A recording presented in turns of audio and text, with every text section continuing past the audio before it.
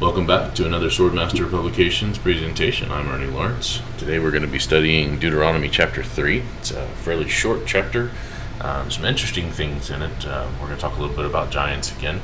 We're going to talk about Og, king of Bashan, who had a really big bed. And we're going to talk a little bit about physics. But after that, we're going to talk just briefly about the transition from here to where the children of Israel are going next. Don't quite go there yet. We won't go there until actually the end of Deuteronomy and then on into Joshua. But this is kind of Moses wrapping up his recounting of all the things that has transpired. Remember, at the end of the book of Numbers, they hadn't taken Bashan yet. So a few months have passed. They've since taken Bashan. We're going to have that recounting here. He's wrapped up in chapters 1 and 2 all the things that happened up through the book of Numbers. But now we're going to talk a little bit about that kind of interim, those few months in between, before we get into a few other interesting things, talking about the laws, the duty of the Jews or the Israelites. So Deuteronomy chapter 3 in verse 1 says, "Then we turned and went up the way to Bashan, and then Og, the king of Bashan, came out against us, and he and all of his people, to battle at Edrei. And Jehovah said unto me, Fear him not, for I will deliver him and all his people, and his land into your hand, and you shall do unto him as you did unto Sihon, king of the Amorites, which dwelt at Heshbon." Okay, so they've already taken out the Amorites. They were a little bit north of the Moabites. Remember, they're not supposed to wipe out the Moabites or the Ammonites because those are the descendants of Lot. They're not supposed to take out the Edomites because those are the descendants of Esau. Those are going to be satellite kingdoms to Israel. But the Amorites were wicked and no relation to Abraham. And now Bashan is under the command of Og, one of the last of the giants. Not the last one, obviously, because we come up against Goliath and his brothers, but the last one, at least in this pre-Judea area, where they're going through and conquering. So, anyway, verse 3. "So Jehovah our God delivered into our hands Og, also the king of Bashan, and all his people, and we smote him until none was left to him remaining. And we took all his cities at that time. There was not a city which we took not from them. 60 cities, that's 60 cities, all the region of Argob, the kingdom of Og and Bashan. All these cities were fenced with high walls, gates, and bars, beside unwalled towns, a great many." So the cities, there's 60 cities, and all of these cities were very well fortified, very high walls. We're talking probably stone walls, iron gates, very, very heavily fortified. When we think of major cities now, we're not talking like wood and some low-lying things where you could potentially climb over without rope or something like that. These are major fortifications here, and behind them is a king who is a giant. They took all 60 cities and all of the towns, all of the unwalled towns that were in this land. It says in verse 6, "And we utterly destroyed them, as we did unto Sihon, king of Heshbon, utterly destroying the men, women, and children of every city." Again, remember, a lot of this is war. It's a horrible thing. They are taking out these people from the land so that they do not corrupt them later on. A lot of them are when it says they're destroying them out of the land, they're causing them to flee. We have evidence of that in a number of places, but they're killing everybody. Anybody who doesn't run, they kill them, and it doesn't matter if they're men, women, or children. They're told to wipe them out. And we've already gone over this when we went over Numbers 31, that doing so prevents the children from growing up and attempting to retake the land to be a problem for Israel in the future. But also, those children will not grow up, and they won't turn into the same wicked people that their parents were. So God is the creator of the universe. He has the right to do that, and that's what it means to be creator. Is he is owner of all things that he's created, all life that he's created, and he has the right to take that life just as he gave it. So we're in no position to sit back and judge God for these things.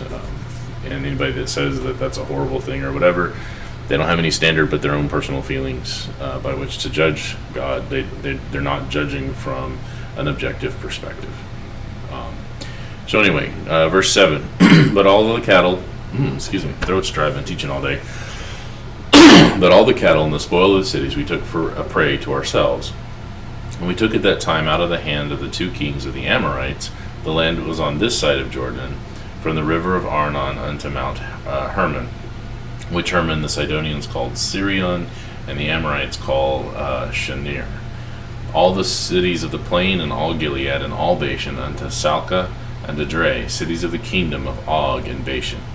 Okay, so it's just describing all of this. This is all the northern area, kind of heading towards the Euphrates.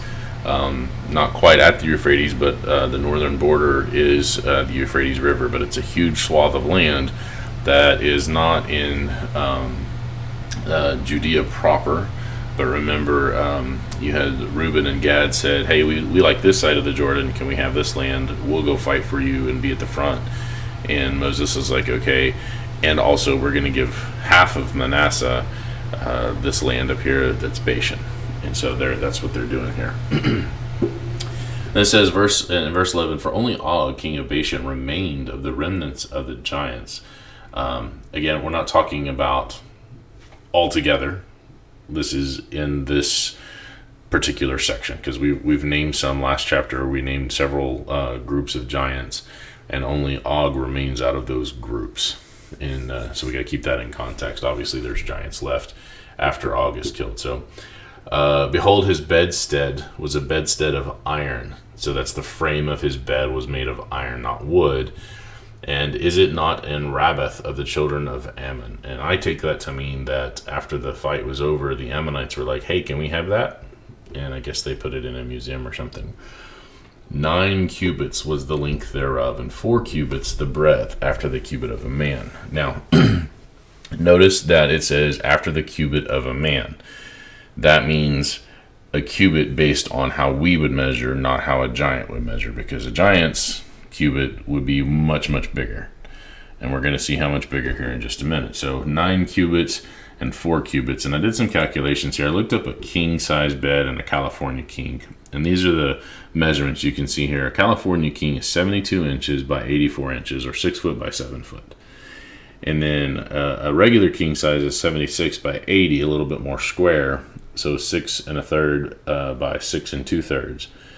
And Og's bed was 72 inches wide, but this is enough just to hold him. Remember this. So he's wide enough for 2 people here. And then 162 inches, or 13.5 feet. So you can see here, there's twice as long. And so we can think of, or we can gather from that Og was potentially twice as tall as a 6-foot man. All right, I'm not quite 6 foot, but a little bit of physics to talk about here. There's something called scaling in physics, and I think I've talked about this before. But when you have something scaled up, when you have one dimension scaled up by double, then the area gets doubled, but the volume gets cubed. And so muscle strength is based on the cross-sectional area of the muscles. So that's area. But weight is and mass and all that is determined by volume. So if this dude, Og, was twice as tall, that's one dimension. So instead of 6 foot, he's 12 foot to fit on this 13.5 foot bed. To fit wide, enough space to take up 2 people, then he would have been twice as strong as any normal human being. Okay, granting that he's a king and a warrior, the dude was really, really strong. However, he would have been 4 times as heavy. So a lot of that strength would have gone into just moving his bones and moving his body around. A lot more effort than what we have to put into it. Now, this is important in understanding when we look at other representations of giants in people who try to sensationalize the idea of giants, or they really, they're very zealous in their trying to support the Bible, and they deal with this giant issue, but they get into this idea of half angels and all of that nonsense. The Book of Enoch is one of these places where they go in and they talk about how the giants were so many ells tall. I think it says 3,000 ells or something like that.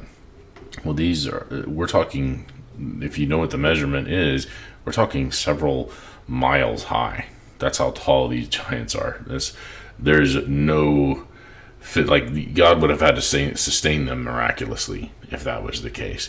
Obviously silly and outside of the realm of believability in terms of what nature can allow. And so just having a 12-foot giant, like what Og was probably, and he may not have been exactly that tall. He may have been a little bit smaller than that, but still, granting him all the way up to that, yeah, he was real strong, but he's getting to the limit of human physiology because of what it takes, the strength it takes to lift that weight. Think of like a grizzly bear or something like that. For him to stand up, that takes a lot of muscle, and to go beyond like a grizzly bear or a polar bear, something that can stand up on two legs, it's really, really hard physics-wise. The biophysiology it just doesn't work, and so we can safely eliminate some of the more fantastic tales that we're told about giant bones that have been found, and some of the things you might see on the internet or whatever about giants that have been discovered. They just don't make any sense, and especially this idea of them being half angels is just right out silly. It makes no sense. There's no consistency with scripture. There's no consistency with physics. It's just a silly idea. The idea that these guys were humans just as we are, that everybody before the flood was a giant, survived through Noah and his family as giants, and then we began to diminish after the flood, so that most of the humans that adapted and survived were those who were smaller over time, makes way more sense. All right. Verse 12, "In this land which we possessed at that time, from Aroer, which is by the river Arnon, and half Mount Gilead, and the cities thereof, gave I unto the Reubenites and to the Gadites." So there's the two tribes that are like, hey, we like this side of the river Jordan. "And the rest of Gilead and all of Bashan, being the kingdom of Og, gave I unto the half tribe of Manasseh." Now, Manasseh gets this land, but Manasseh is also going to get some land on the other side of the Jordan. Manasseh is apparently a big tribe, getting a lot of blessing here. Have a lot of people. "All the region of Argob, with all Bashan, which was called the land of giants." So remember, Og is the last of these guys. "Jair, the son of Manasseh, took all of the country of Argob unto the coasts of Geshuri and Maccathai, and called them after his own name." So this guy's name is Jair, and he's the kind of the chieftain, the leader of the half tribe of Manasseh now. And so he calls this place Bashan Havoth Jair. So Bashan Havoth Jair. Say that 3 times fast. Named it after himself, and that's what it's called. And it says, "Unto this day," this is from the time of that they took the town and renamed it or whatever, "unto this day." Probably not that long of a time, but I think the idea here is that it's going to remain that for quite some time. "And I gave Gilead unto Machir, and unto the Reubenites and unto the Gadites I gave from Gilead, even unto the river Arnon, half the valley, and the border even unto the river Jabbok, which is the border of the children of Ammon." So the Reubenites and the Gadites get all the way from Bashan all the way down to Ammon. Remember, they can't do anything to the Ammonites because those are the descendants of Lot. "The plain also, and Jordan, and the coast thereof, from Chinnereth even unto the sea of the plain." It's probably pronounced Kinnereth. I'm not sure how the Hebrew translates into English pronunciation-wise. I know that in Hebrew, CH is the sound, but it might be the English version of that, so it might be Chinnereth. Not at all sure how to pronounce that. So even unto the sea of the plain, even the salt sea, that's the Dead Sea, under Ashdoth Pisgah, eastward.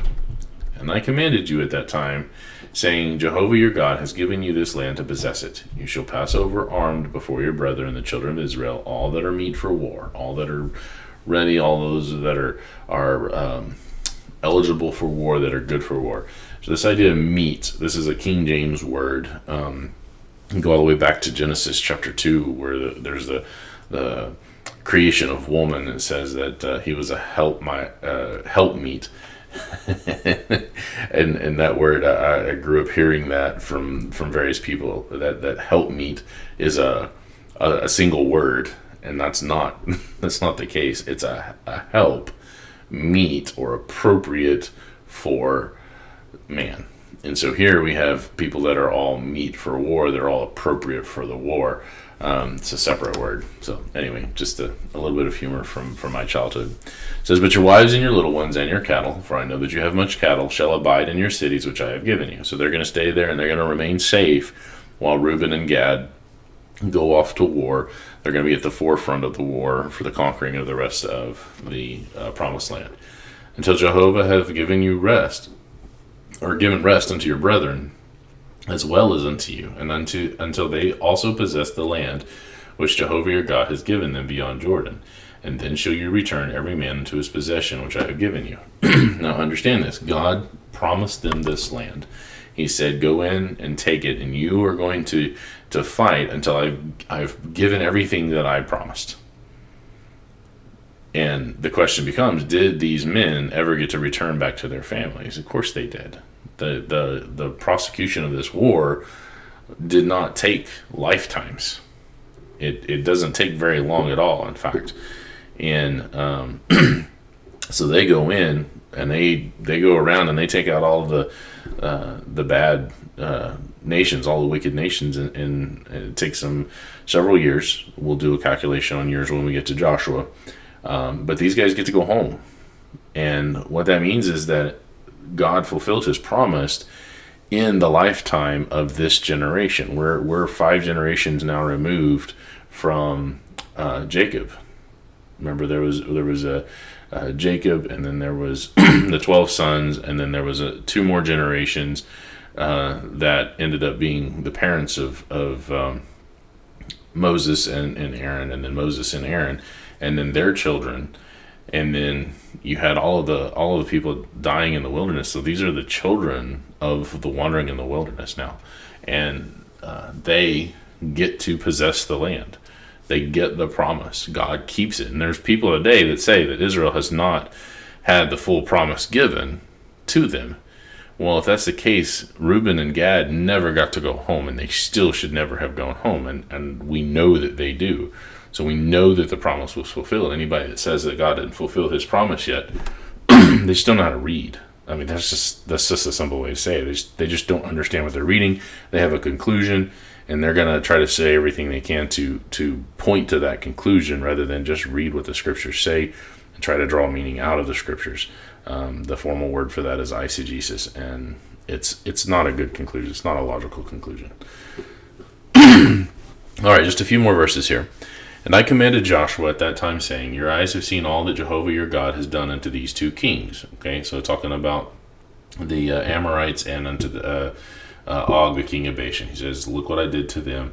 So shall Jehovah do unto all the kingdoms wherever you pass. So God is basically saying, look, they didn't believe.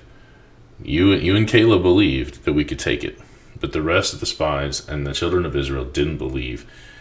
Now I've shown you that I will help you take these lands. And know, Joshua, that I'm going to be with you until all this land is taken. So God has kept his promise. He's already started. He's shown them that he can do it. Don't fear them, for Jehovah your God shall fight for you. And I besought Jehovah at that time, saying, O Jehovah God, you have begun to show your servants your greatness and your mighty hand. For what God is there in heaven or in earth that can do according to your works and according to your might? So Moses is saying, who else, what other God could do what God is doing? He's showing how powerful he is. All these other fake gods and stuff, they don't actually have any power. They don't do anything. Anything that is attributed to them is actually the work of man, kind of behind the scenes, the magicians and advisors and whatever. It's all fake. But what God is doing is evident and observable by everybody, so that everybody's going to be like, oh, the God of Israel is real and powerful. We don't want to mess with them. And so Moses is praising God here. But then what does Moses say? I pray you, let me go over and see the good land that is beyond Jordan, that goodly mountain and Lebanon. Now, there's some terms here that are important, but first of all, Moses was told, you disobeyed, you don't get to go into the promised land. But now that they're here ready to go in, and Moses is like, oh God, you're mighty, you're awesome. He's really sweet talking God here. And remember, Moses was the friend of God. Like they were close. Moses says, just let me go over and just take a peek at it. Let me take a look at it. And God says, no. I've already said you don't get to go over there. God gets angry with him for doing that. But I want to talk real quickly here. Let me see the good land that is beyond Jordan, that goodly mountain. So we're talking here, the goodly mountain is a domain. We're not talking about a single mountain here, but Moses is setting up the idea of mountain as a domain, the whole of the land that was going to be Israel's. He's setting up the symbol here, the idea of mountain. When we read about mountains or a mountain or whatever, like in Daniel 2, it talks about the mountain that was not cut out by hand. It was a stone, and it grew to be a great mountain that destroyed the statue. That mountain is a domain, is a kingdom. So here we have the foundation for that. Moses is saying, let me go see this kingdom. And Lebanon. Lebanon is very, very powerful throughout all of the books of prophecy and history, because Lebanon is where all of the cedars are, and it represents the place where the land or where the people dwell in the land. And then the trees, the cedar trees, the individual cedar trees represent the people. And so the symbols are being set up. This is not just random speaking here, but these are the foundations for these symbols that we read about when we get into the prophecies. Okay, but here Jehovah was wroth with me; he was angry with me for your sakes, and would not hear me. And Jehovah said unto me, let it suffice you. Speak no more of this. Speak no more unto me of this matter. So God says, don't bring it up again. You don't get to go into the land. You disobeyed me. Then he says, get thee up into the top of Pisgah. Pisgah is a mountain that overlooks the land without actually being inside of it. And lift up your eyes west and north and south and east, and behold it with your eyes, for you shall not go over Jordan. But charge Joshua and encourage him and strengthen him, for he shall go over before his people, and he shall cause them to inherit the land which you shall see. So God says, Moses, you don't get to go in the land. But your job, what you need to do here in the last few days that you're alive, is you need to be an encouragement to Joshua. That is your goal. That is your duty. And you need to be content with that. And then it says, so we abode in the valley over against Beth Peor. And that's kind of where they're at right now. He finishes his summary, brings them up to where they are at the moment, camped right on this side of Jordan, on the east side of Jordan, getting ready to go in here in however long it takes him to write this, essentially. When he finishes writing Deuteronomy, or finishes writing as far as he gets, and then Joshua finishes it off. Right after that, they're going to go in and take it. So that's chapter 3. It's in the can, as they say. Not a very long chapter, but some interesting things, some foundational symbols. Again, very important to understand those as we move forward. But again, an interesting chapter nonetheless. Deuteronomy is not boring. Deuteronomy is not a thing that you read to put yourself to sleep if you get in and you study it deeply. So thank you for joining me. And if you have any questions or comments, please leave them below, or you can message me or contact me in other ways if you have access to those. Thank you for joining me, and you guys have a wonderful night.